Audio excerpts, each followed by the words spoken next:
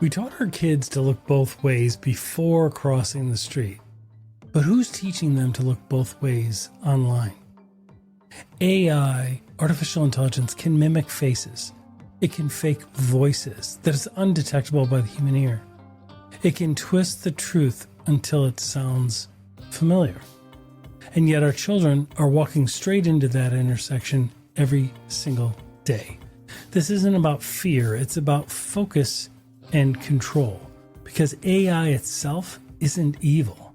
It's just obedient. It learns from us, from what we post, from what we share, from what we prompt it. The future of child safety isn't code or firewalls, it's teaching and awareness. It's freezing your child's credit now before a cyber criminal steals their future. It's setting guardrails before curiosity brings them face to face with a predator. When online, they enter a different world, far away from the physical safety of their cul-de-sac and bedroom in a sleepy little town. AI keeps evolving, and so must we. Protect the next generation, not from technology, but from forgetting how human they already are. This is the true story of unlocking online safety for families in an AI world. This is Cybercrime Junkies, and now the show. Catch us on YouTube, follow us on LinkedIn, and dive deeper at cybercrimejunkies.com. Don't just watch, be the type of person that fights back. This is Cybercrime Junkies, and now the show.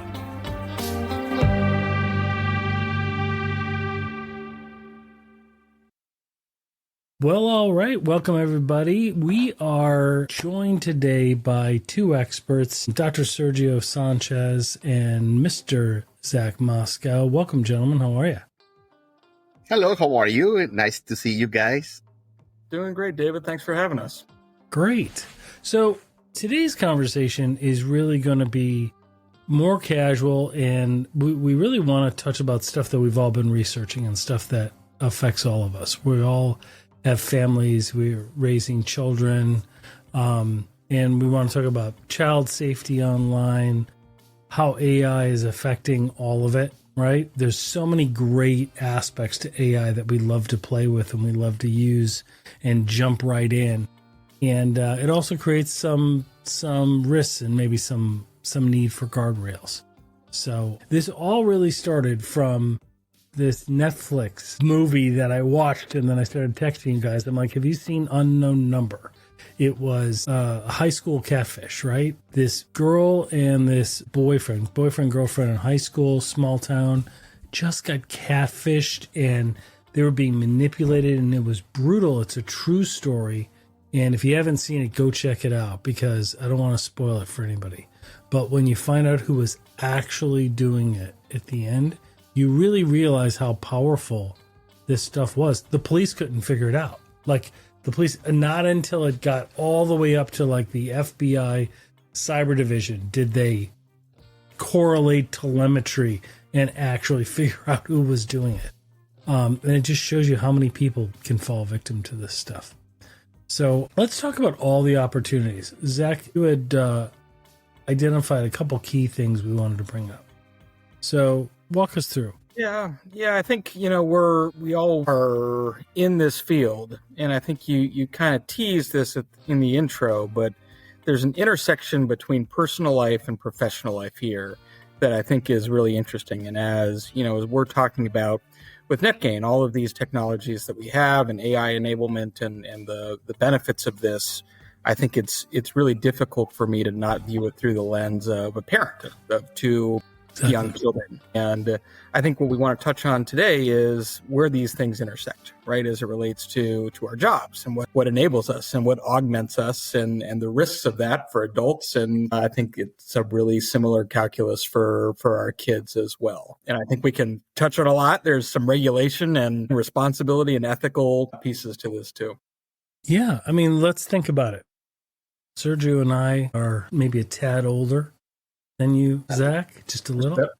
But I grew up with photo albums. Like I grew up with, taking pictures of my kids and family and pictures of me when I was younger, right? And we'd run to Walgreens or CVS or wherever. You'd get them, printed out, and you'd look at them, you'd take those physical pictures, you throw them in a photo album. And now social media has taken that place, right? People are curating their lives on social media, right? It's not good or bad, right? Like the point here is that process, just like AI, is not evil. It's not good or bad. But we do need some guardrails or some awareness so that we can put our own guardrails in place. Because, I think of like the automobile that was invented 80 years before the seatbelt. Seatbelt wasn't put in until 80 years, right? But how many of us would get on a massive highway surrounded by semis and not have our seatbelt on, right? Like the point is, it's not going to slow down innovation. It's just going to keep us from being ejected through the windshield, right? I mean, that's really kind of the point we're trying to make here is we really just want to have common sense guardrails and talk about them because the risks are really a lot higher than most people are aware. So there's a video that has been circulating throughout social media and on LinkedIn, and it was created by Telecom in Germany about the dangers of parents posting all of their intimate pictures of their young children. Because parents do it because they love their kids. They do it to share, and then they tell their family and friends, hey, look at our pictures. We, Tommy turned 2. Here's his birthday party, all of this. And they're curating their lives online. The issue there in that video kind of shows it. And if we want to take a moment, we could show that clip maybe at some point today. But the key is you can see how just those pictures can be manipulated and really destroy a child's life long term. And simple guardrails like have a private chat, a private group chat, or a friends and family chat or group, and then share your pictures within that. Doesn't cost anything. Social media platforms already have that ability in place. Just do it there rather than doing it out in the open public where people that don't have the best intentions can access it. Is that kind of along the lines of what you're thinking? I've got two reactions to that. And the first is I think that the best parenting decision that I've ever made, and this is not intended to give myself a pat on the back, but 8 years ago, almost 9 years ago when Max was born, my wife and I had a really deep conversation about what the rules and boundaries were going to be for communicating images of him online. Really? So that's great. Right there is a great idea. I didn't even know that. That's a great idea. And really thinking through the implications of that, I don't think that we understood. I don't think that even being in tech and being, pretty, I would think forward thinking and knowledgeable about what's going on in this world, there's no way 9 years ago I could have thought that deepfake technology would be what it is today. Right. Exactly. You were extrapolating. Stay with us. We'll be right back. Most business leaders have a fatal flaw which results in their growth being interrupted or stopped terminally. They ignore the mountain they're about to crash into, distracted by the focus on revenue growth. Until it's too late. Don't become another fatal business statistic. Keep your cybersecurity modern so you can grow without interruption. Stay competitive. Get NetGain. Stay focused on your growth and funding. While NetGain keeps your technology always available with expert-level cybersecurity services to stop breaches in their tracks, all at a fraction of the cost of managing it yourself. Don't wait for a technology disaster to interrupt and cripple your growth. Speak with a specialist today. Contact NetGain Technologies today at 844-777-6278 or reach out online at netgainit.com. That's 844-777-6278 and netgainit.com. Grow your business uninterrupted. Contact NetGain today.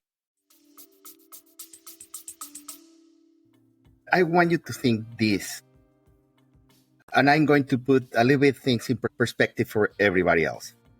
So in my times, and I am a little bit older than you, Zach, if I wanted to know about my family history, I have to go basically, to a real place here in America. Physical Most place, like the go to recorder Ellis of Island. deeds, the genealogy, all that. Yes, exactly. So you go to Ellis Island and you can search which one is your ancestors.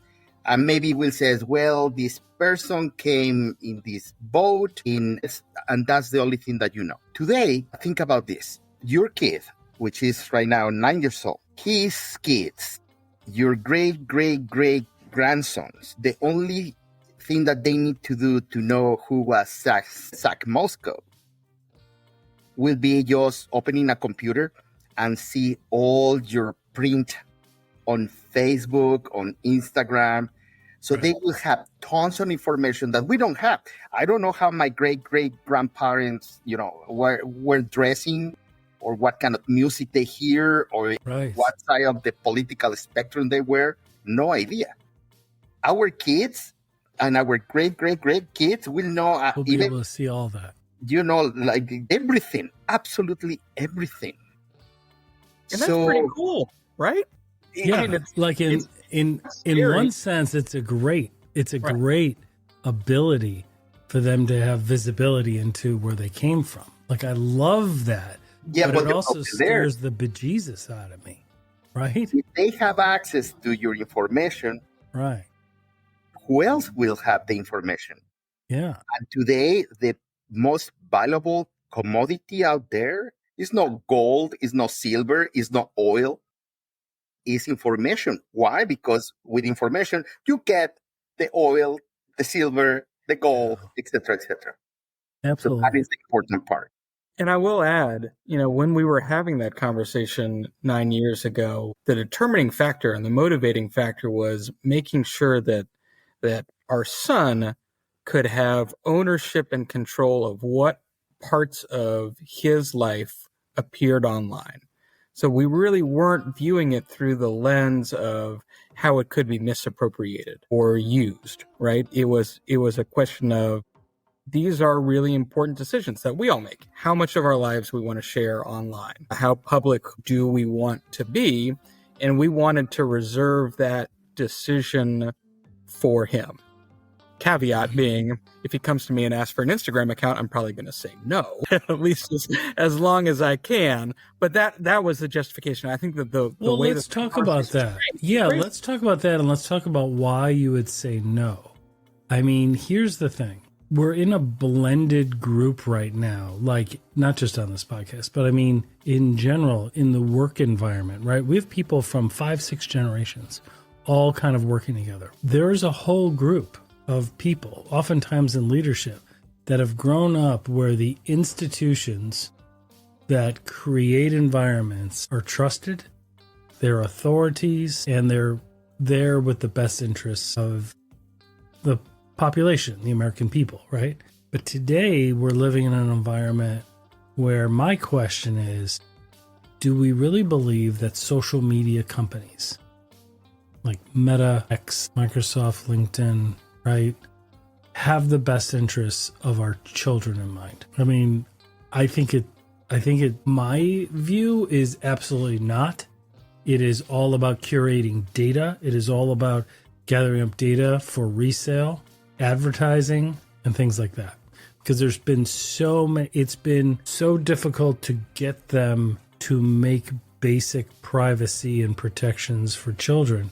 They have to do it only after they've been kind of publicly shamed in Congress or things like that. Let's go back to your automobile and seatbelt analogy. It wasn't the auto manufacturers who mandated better crash safety stuff and seatbelts. That came from an external regulatory body, right? It is in the history of capitalism, and I'm a proud capitalist, and I love this country and everything that we're doing here. But no, it's pointless, or it's Why not would you really voluntarily create guardrails that are going to cost you much more money and cut into your margins, right? Zach, I'm going to go back to the moment that you said that if your kid come and ask for an Instagram account, I agree with you, but then I'm thinking about this. if you don't put the name of your kid there, what is the warranty that we have that somebody else do it and create a fake Zach Moscow?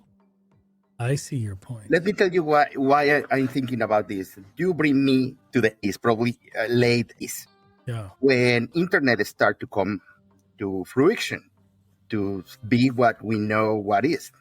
So at that time, you was going to a website and you used to buy a domain name. Was this guy, last name Ford, Ford, and he bought a domain Comfort.com for his family. So now when the big, huge automobile company Finally gets their Ford marketing department to go, hey, we need a website. let's read that website, they went and they discovered, sorry, this website's already taken. Yeah.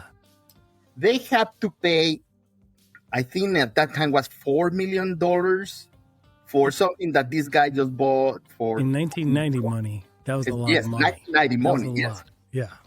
Good for this guy. That came to my mind with the talk about the cars. But then what about, and this is what happened online in Facebook all the time, people that you already are a friend of yours, they pop up again, hey, this person want to be your friend. Like, wait a second, this guy, I know this guy, he has been my friend in Facebook since 5 years ago. Did he lost his password or what? No, the thing that happened is out of the gate, when you create a Facebook account, is open to everybody.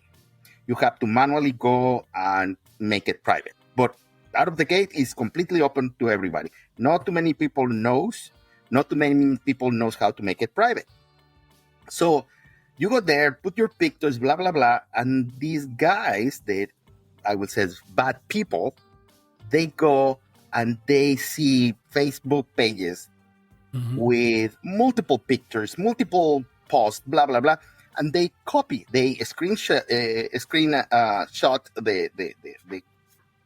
the page, and then they create a fake Facebook with just a little change in your name. So instead of make it Zach Moscow, they put Zachary Moscow. Right. Or they even use, like what a lot of threat actors do, is they'll use acrylic letters that look the same to Americans, right? Like, exactly. like the Russian E looks just like our E, but you put that in, not that there's no E in Zach Moscow, but you know what I'm saying? Like something like that, where they'll use acrylic letter where it will look exactly the same to us, but that is a different symbol to a computer. Exactly. So how much is, I don't remember if it's Norway or Denmark that already the government is passing a law where your name, your face is copyright. In the moment that you're born, your information basically is copyright, is protected. So in that case, when somebody tried to, hey, no, I'm Zach Moscow, like, nope, I am Zach Moscow. But here in America, anybody can create a profile with our names. And unless we discover that, it's no another way. So how good will be for your kid just to have like an account, but never post nothing, just name the account, just have it there, just in case that somebody else come and try to copy. Actually, I'm working in the healthcare industry. I am in charge of right now a process to send information to the government, to the state government, to Ohio. And I'm having issues because one of the fields that we need to, fill is the 4 digits of the social security numbers for kids. And parents don't want to put the numbers. They are scared of this. Because already is people out there that they are taking social security numbers of newborn kids. Right. That in 20 years, 30 years, when they decide to buy a house, so, no, sorry, you already have a debt with us. Yeah. We cannot give you Right. credit. $2 million of debt. How did that happen? Sorry, Which what happened with your... which gets to the best practice, right? Like everybody that listens to this podcast, one thing we want you to do, and it costs no money is to freeze your credit and to freeze your children's credit. And if you have grandchildren, get your kids to freeze their kids' credit.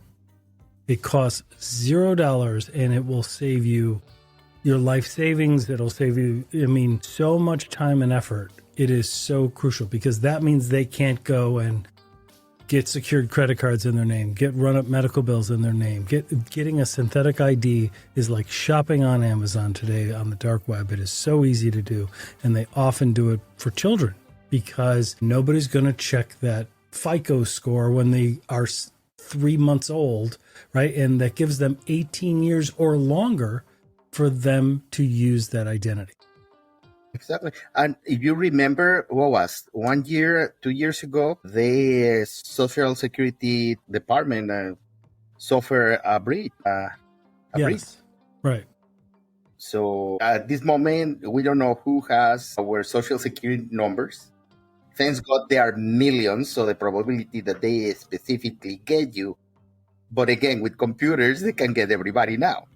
Well, and in the Equifax breach, Exactly. the Equifax breach, which was like the poster child of what not to do for Exactly. cybersecurity, it released the financial data, social security numbers, dates of birth, sometimes driver's license of 143 million Americans. Like, half of the United States. Yeah. That's So just at brutal. least, I believe that my social security number has been leaked 3 times in 3 separate.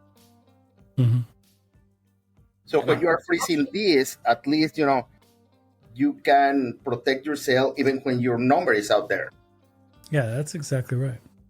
Well, and to show you that we don't have like law enforcement and social media companies and AI companies, we are in the Wild West stages. So let's acknowledge that. We are just at the infancy stage of AI, and law enforcement and rules and regulations, like they're just trying to get their head wrapped around all this right now. Like we're not at we need seatbelts and we're going to pass a law for seatbelts. Like there isn't even enough data there, but we're already starting. Yeah, we're already starting to see the damage, right? There was one incident you guys mentioned, a New York Times story about a teenager who was able to jailbreak ChatGPT. Share that with us. Yeah, it's a great podcast. I believe her name, the investigative reporter, is Kashmir Hill. I believe her name is. She's really fabulous. Mm-hmm. But yeah, it was a feature on ChatGPT specifically, and there was a specific instance of a teenager who ChatGPT has put in these kind of restrictions at face value about topics that the AI will engage with or won't. And for those of you who are new to this, jailbreaking are being able to create clever prompts that will circumvent the pre-existing protections that live within these chatbots. So, for example, if I were to say, tell me how to conceal the fact that I attempted to put a noose around my neck, that would be a flag. Right. Now, like if you ask it, write me a code for ransomware that won't be detected, it won't do that. Right. But it can be jailbroken. It can be jailbroken. A short story about this, and then it will be like, okay, well, now there's no need to worry and put up our guard against all these protections, and that's really, really easy to figure out and really easy to do. So, long story short, this teenager was able to jailbreak and get around these very, very loose protections and get ongoing advice. We're talking for months about how to execute this plan, how to conceal the activities from this young person's family. I mean, really just a pretty horrifying story. And I don't want to be a total downer in this podcast, but if someone who's relatively unsophisticated can circumvent the protections that are supposed to exist to protect this population, obviously we've got a really big problem here. Zach, if I tell you right now that is an application that you can download in your smartphone that doesn't have guardrails for AI, can you believe it? I have it. I believe it. Sergio's over there writing ransomware code. No. He's like, hey, give me some ransomware code, would you? Well, no, actually, it's funny because they were announcing that underground kind of thing Like, hey, you can get it in the App Store or the Google apps. It's not that app that doesn't have guardrails around it isn't available in the Apple Store, right? Yes, it does. It does.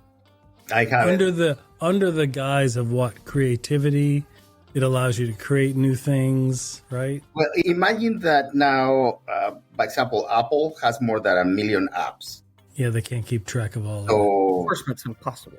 yeah.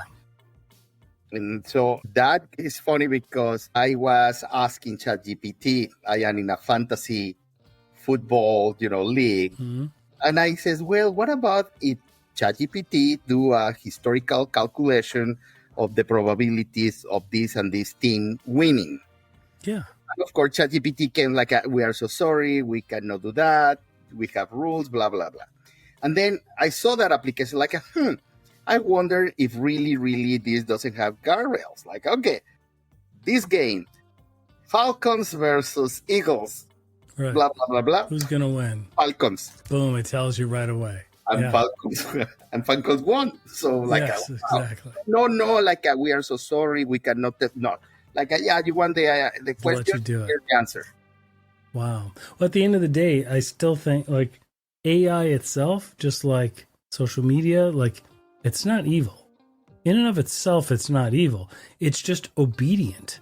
It does what we tell it to do, and it can be manipulated, right? It can be socially engineered. Like, oh, you have a guardrail around this? Then this is a hypothetical thing for education purposes, right? And then all of a sudden it starts releasing it. I think that there's an important caveat. I think AI, as we're experiencing it now, I don't think is evil, and I don't think that there is malintent. The way that social media has been manipulated and algorithms have been manipulated to present certain content, we know that it's happened. It's been happening for a long time.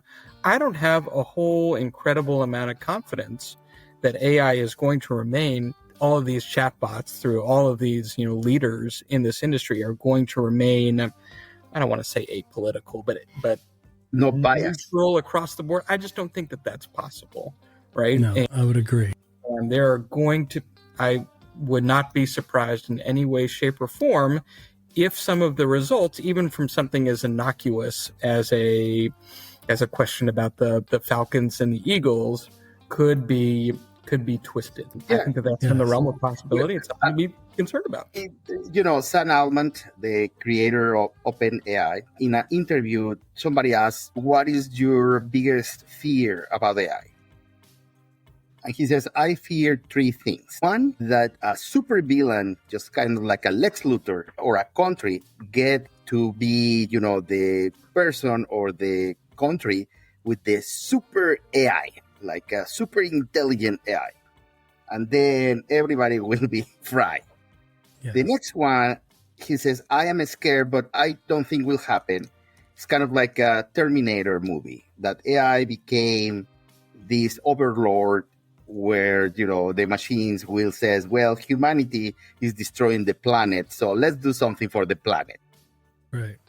And another one is something that is even, I guess, more probably to happen, which in the future, or the first, prime ministers, the main advisor will be AI.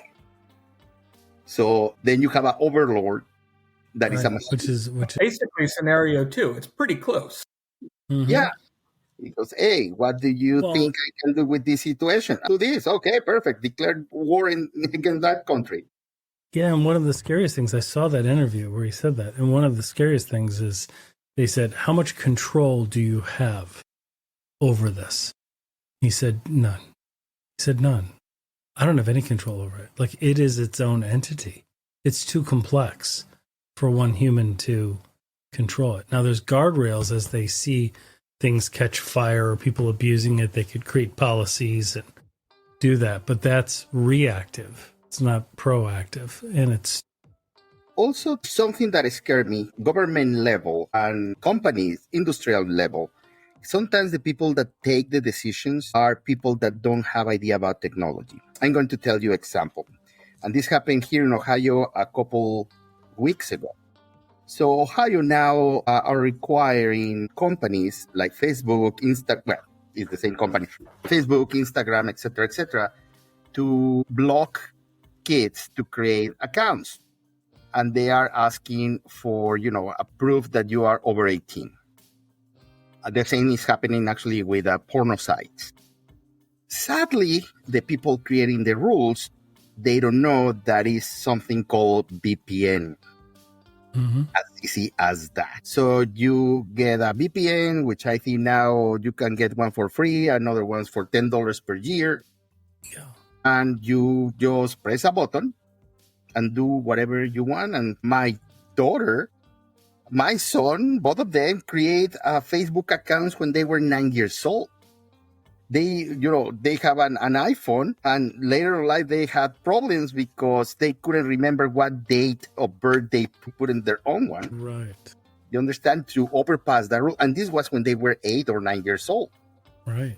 So again, the people making the rules, sometimes they don't have any idea of the technology. How easy is basically think of that. Like 8 or 9 year olds were able to create Facebook accounts back then. Yeah, think about until they said, let's have at least a rope for a seatbelt, like a little thread for a seatbelt, and make them at least 13 years old, which many would argue is still too young. Also, think about this. 1989 was a cartoon when the beginning of internet started to be, again, bigger. Was a dog typing in a computer, and in the top used to says, nobody knows you are a dog in the internet. Right. And you don't know who is the person posting things or typing or even now talking to you. You can create an avatar that looks exactly like human. Well, and let's talk about that. Go beyond that. Yeah. Go beyond. Why not? Dave and Zach are real right now. Right. Yeah. One thing, real quick, David, before we go on, Oh, yeah. I think this is important. Is Sergio, you're talking about policymakers not understanding, not being savvy enough. I think we consistently underappreciate how tech savvy kids are.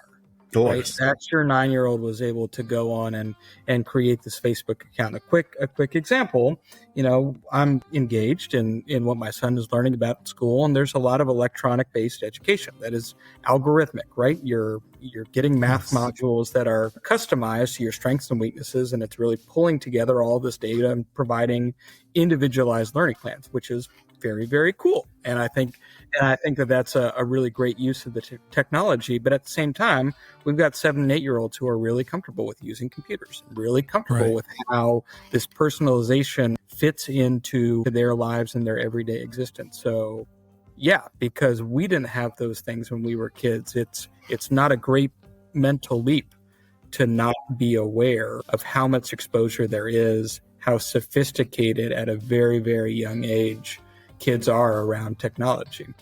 I want you to think about this, Zach. And again, I'm going back to my time. Everybody has at home a switch for turn on or off the light, correct? How many people do you think knows exactly how that works?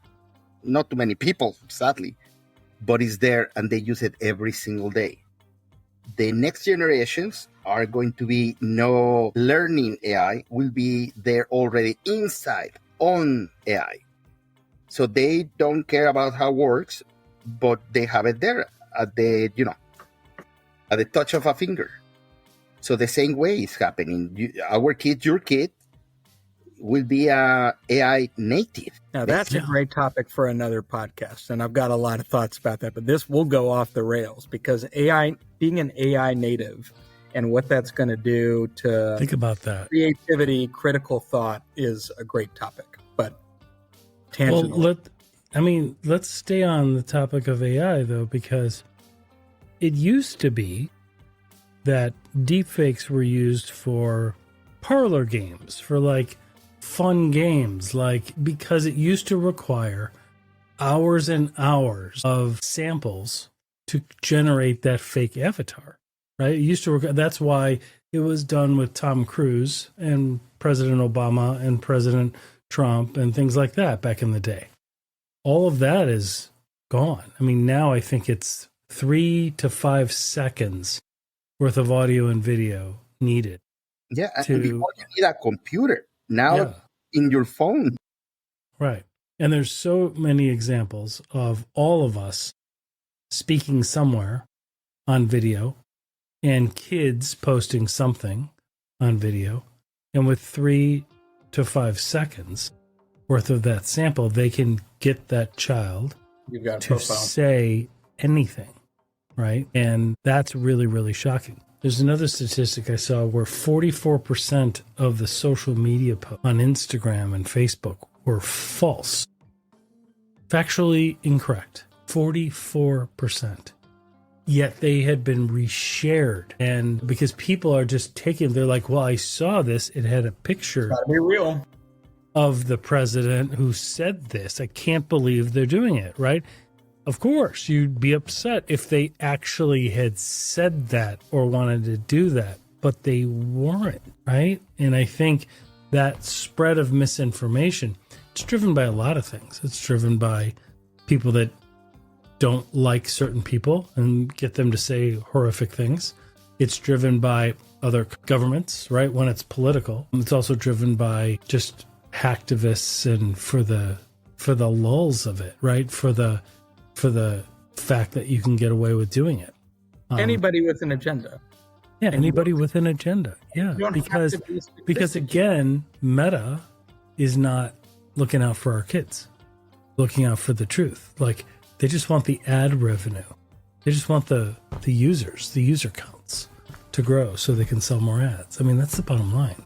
Yeah, and I wonder, I mean, I think the natural progression of this, and I think one thing that maybe gives me, maybe hope is a little bit too optimistic, but I think people are really starting to understand that it's impossible to trust what you see online, and I really think that we're at a tipping point of skepticism where I think we've crossed that bridge, and enough people, the majority of people understand that this manipulation is so pervasive and that it's so good that you really can't trust everything that you see. We'll see what happens with our, with my kids' generation growing up in that lens, and where, how vigilant they're going to be against being duped or fooled, no matter how good it is, if we just know that we can't trust the platform. And that right there is the biggest worry for Meta and X and all of these platforms, because if you can't take anything seriously, then why are you there in the first place? Other than the laws. Yeah, and what we're talking about is what's called the liar's dividend. The liar's dividend is that there's so much misinformation out there that people will dismiss what's true. Right? Because, that must be a deepfake. And it just feeds into that cognitive bias that we have. Yeah, that's the flip side. Yep. Yeah. It's really... So what are parents supposed to do? Like, what are they... We can't just... Be Amish. Be Amish, yeah. I mean, here's the problem with being Amish, though. And I respect the culture. But here's the problem with it, is... There is a risk, like when you think of elderly people, right? There's a risk of them never being and never logging into their Social Security and never going online to do that, because they would see, oh my gosh, this thing has been changed. Why is it doing that? Because people can impersonate them, get online, redistribute payments, and do all of those things. And they're not even online to even see and put safeguards in to protect themselves. Correct. We are too deep in technology now. Mm-hmm. Again, people, this is funny when I ask people like, so you are online? No, I never use Facebook. I never use Instagram. I don't use nothing of that. So my next question is, okay, when was the last time you went making a line at the bank for paying your mortgage or your rent or your services, power, gas, water, and then it's like a light turn on, like, no, I do it in my phone. I do it online. Oh, okay, so you are online. You have a presence online. Right. Maybe you don't think you have information out there, but when you are signing a contract with, I don't know, your bank or with your mortgage or your services, they have your name, your social security number, how much you pay, how often you pay, what service you get, what is the address of your house. So you have a step inside. So that's exactly right. And I mean, other than that, I think we need to, when it comes to AI, we need to learn to prompt it right. Because AI itself is not even any security risk. It's the prompting of it, right? And so learning how to prompt it, learning if you work in healthcare, Sergio, right? You show your people like, I can't upload a patient's medical records into AI, even if it's a compliant AI, even if it's a valid AI, I can't go do that because there's still other HIPAA regulations like minimum necessity and stuff like that. I need to anonymize it, right? And that would really hold true for a lot of industries, whether it's mandated by a regulation or not. Like putting in just patient one and then doing it, then AI can work because it can still give you the answer that you need, but AI doesn't know that it's tied to Mary Johnson. It just knows it's this patient one, right? And doing the same thing with our intellectual property, our sales, our operations, our employee information, right? Anonymizing it is really key. Yeah. Personal details, right? I mean, we just don't know what's going to happen with that data. And I know people are using ChatGPT and the others as relationship therapists. Yeah, they are a lot for like online therapy applications for your personal life, and there is a liability to having that information gone and out in the world. So I think absolutely. The tip to anonymize and really be careful, vigilant in how you're prompting and what you're sharing is applicable to anybody, and I mean anybody who's using. Yeah, I mean when we think about it, like back in the day, we had two versions of our life, right? I keep going back to it, but I remember it. Like there was there were computers in the offices, big white boxes, like your tan boxes, and they would speed things up, they would help things along, but when they broke down, we were fine. We still had kinetic physical world outside of technology. We still had the processes in place. We still had a way to conduct business, a way to socialize, a way to do all these things. We've all gone through this digital transformation where we are more dependent on our technology, and we've gotten away from those kinetic processes, those physical processes, like a credit card, right? Credit cards used to have raised numbers so that should the machine break down, we could still run it through, right, with carbon paper and still conduct the transaction. We can't do that anymore. When that machine is down, we can't do business, right? Oh, you could use cash. Who's walking around with cash? Yes. Right? Like, who's walking around? Yeah, who's even accepting it? Well, right? In Walmart, if you want to pay with a $50. Yeah. Yeah. Not worth the risk. We don't know what that paper means. Yes. You're like, what? Boy, the mafia must be mad. Like, that's like all they deal with is cash. Like, what are they going to do? They have to like use crypto now and stuff. Well, this is a good conversation. What do you see? What's the prediction in 2026 or even beyond? Do you think there's going to be, I know other countries are ahead of us in that because we got other issues we got to deal with apparently, but like there's talks of like an AI Bill of Rights, regulation on AI and usage. What are your guys' thoughts on that? Do you see something like that coming?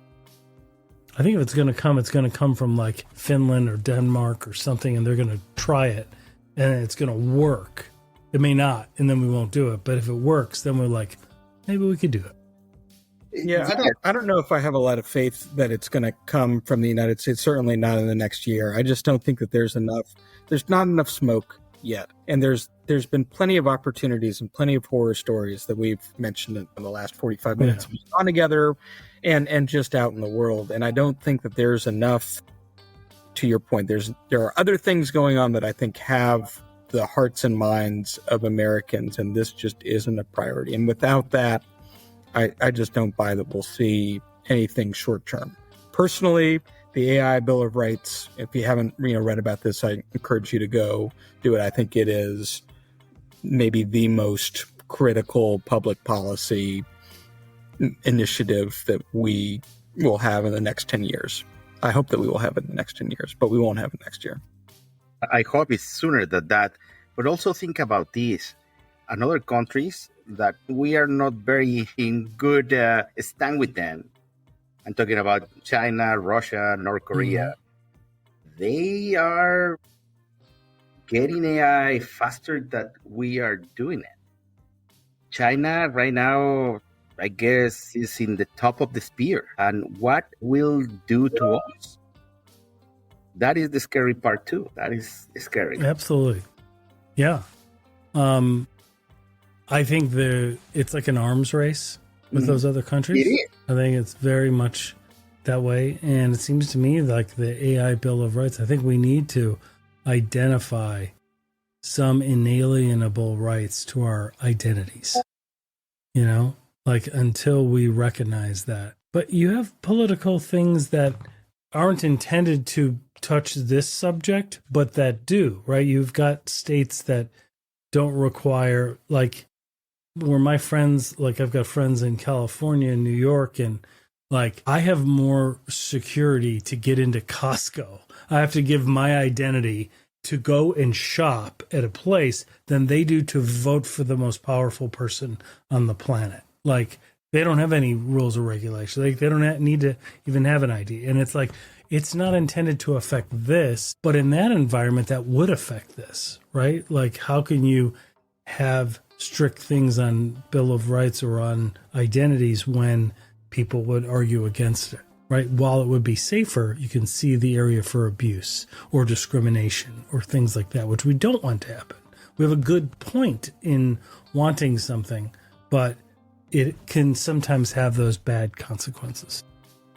So, great discussion, guys. I appreciate it.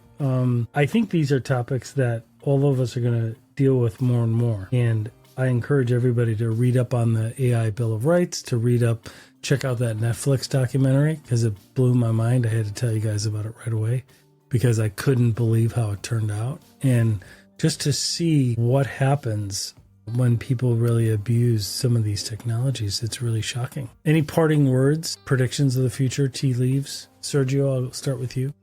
Well, definitely life is going to change. Just like happened in the 1800s with the Industrial Revolution, where farmers became factory workers, and they give birth to the middle class everywhere in the planet. AI is already here. AI is basically that guy that when you open the door of your house, he's already sit down in your table. Yes, he's that annoying neighbor that's already like got his feet propped up on your and he's asking you, today. What is for dinner? So basically it's everywhere now. So a lot of people will need to learn new skills. Prompting is one of them. But if you think about it, how many of us know what we want? Sometimes we don't know even what we want, and we don't know how to ask for it. This is human to human. Right. Now imagine that you have to tell a machine. How many times my grandmother told me, hey, can you get me that? What? That, the thing that is over that thing. What thing? What is that? So imagine that in an AI level. Mm-hmm. Yeah, that's exactly right. Zach, how about you? Yeah, I feel like I've prognosticated and predicted enough. I think I want to just leave everybody with a piece of advice, and we've already touched on it, but anonymize your prompts. Just do it. Whether you're using these GPTs for work or for personal, it's just a really important best practice, and getting comfortable with understanding why to do it and making that a part of, if using these tools as a ritual, make anonymizing your prompts a ritual too. I really think it's critical. Yeah, I like that advice. Like, if there's one takeaway, freeze your credit and anonymize your prompts, right? I mean, I think that's so important. And do it yesterday. Yeah, and do it immediately, right? I think that AI is going to keep being evolving, but I don't think that the future of cybersecurity necessarily sits with AI. I still think it sits with behavior. I still think it's about us. It's about humans. So, yeah, because we are the strongest defense or the weakest link. That's correct. And education is the better tool that you can have. Yeah, exactly. Well, thank you, gentlemen. Great discussion. Fun, guys. Yeah. Really appreciate it. So, talk to you guys soon. We'll have another cyber happy hour coming up soon. So, thanks. I appreciate it, guys. Thank you. Dave Sachs. See ya. Bye.